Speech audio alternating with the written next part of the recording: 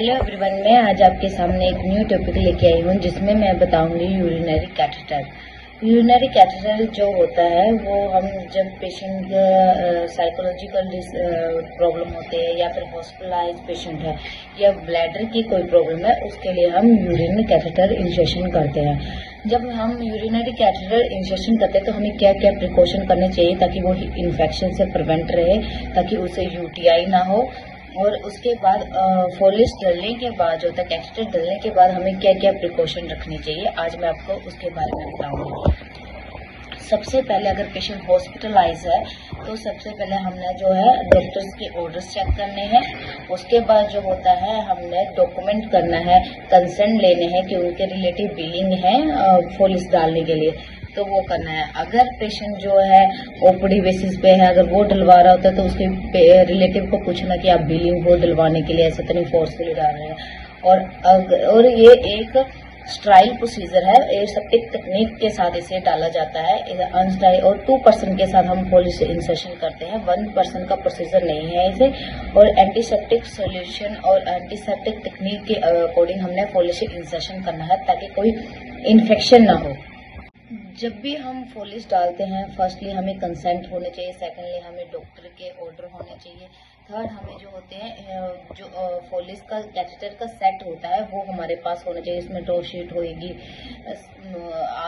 Kidney tray होगी, bowl होएगा, वो सब चीजें हमारे पास होनी चाहिए। उसके बाद हमने फोलिस डालना है तो फर्स्टली सबसे पहले हमने हैंड वॉशिंग करनी है, पेशेंट को फुली कवर करना है, उसके बाद इंसेशन करना है। और हमने अकॉर्डिंग टू मेल फीमेल के अकॉर्डिंग टू एज हमने जो है फोलिस के नंबर के अकॉर्डिंग डालना है। मैं इसमें नंबर्स जो होते हैं वो मैं आपको प्रोवाइड कर दूंगी, कितने कितने नंबर का कौन कौन सा फोलिस होता है और किस पेशेंट को हम कौन सा फोलिस इंसेशन करते हैं। अगर फोलिस डलने के बाद हमने क्या क्या प्रिकॉशन रखनी है, फर्स्टली जो हम होता है फोलिस को सिक्योर करना है। हम थाई पे हम जो फोलिस को हम सिक्योर कर सकते हैं, लोअर टू अबडमन रखना है।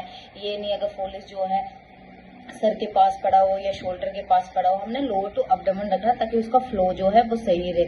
और हैंड हाइजीन मेंटेन करनी है, जब भी हमने फोलिस को टच करना है या खाली करना है तो हमने हैंड हाइजीन मेंटेन करनी है। उसके बाद जो था हमने क्लोज मेथड यूज करना है, जैसे हम किस पेशेंट का यूरिन रूटीन भेज रहे हैं, यूरिन कल्चर भेज रहे हैं तो हमने क्लोज मेथड यूज करना है। अगर पेशेंट हॉस्पिटलाइज है तो हमने दिन में 3 बार फोलिस केयर करनी है और फोलिस केयर जो है वो नॉर्मल सलाइन के साथ करनी है। और अगर हॉस्पिटलाइज पेशेंट है तो हमने पेशेंट के फोलिस को वॉच करना है कि कुछ उसमें ब्लडी तो नहीं आ रहा है या फिर कोई पस फॉर्मेशन तो नहीं है। अगर ऐसा है तो डॉक्टर प्रिस्क्राइब करे, हमने डॉक्टर को इन्फॉर्म करना है कि सर इसमें उसके जो यूरिन बैग है इसमें ब्लडी आ रहा है या कोई पस फॉर्मेशन आ रही है, तो हम उसके अकॉर्डिंग पेशेंट के कल्चर भेज सकते हैं, पेशेंट का यूरिन रूटीन भेज सकते हैं। अगर कोई इंजरी है तो हम पेशेंट का कोई भी प्रोसीजर स्टार्ट कर सकते हैं, कोई भी मेडिसिन स्टार्ट करेंगे। इसलिए जो हमने पेशेंट के फोलिस को वॉच करना है। और जो नॉर्मल जो रबड़ वाला फोलिस होता है वो 14 डेज के लिए होता है, और जो सिलिकॉन का होता है प्लास्टिक वाला जो फोलिस होता है वो 28 डेज के लिए हम रख सकते हैं।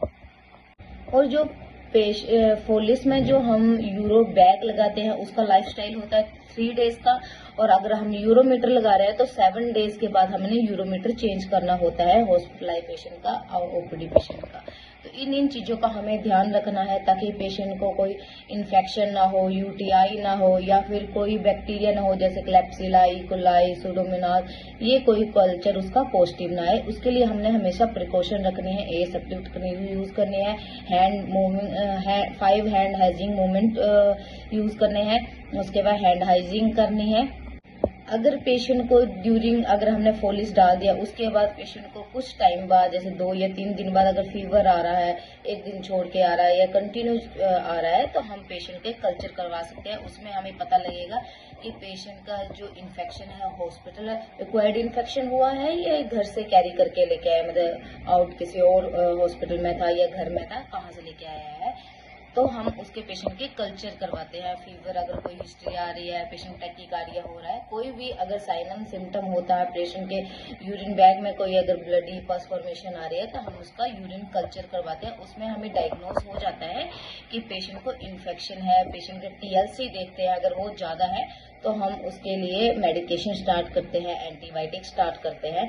तो इन चीज़ों का ध्यान रखना है। अगर किसी पेशेंट को फोलिस डला हुआ है या डालना है तो हमने एसेप्टिक टेक्निक यूज करनी है, और अगर डला हुआ है तो अब हमने जो प्रिकॉशन है वो फॉलो करनी है। हैंड हाइजीन मूवमेंट करनी है और हैंड वॉशिंग करनी है, बिलो टू एब्डोमेन रखना है, क्लोज मेथड यूज करना है और हैंड हाइजीन करनी है।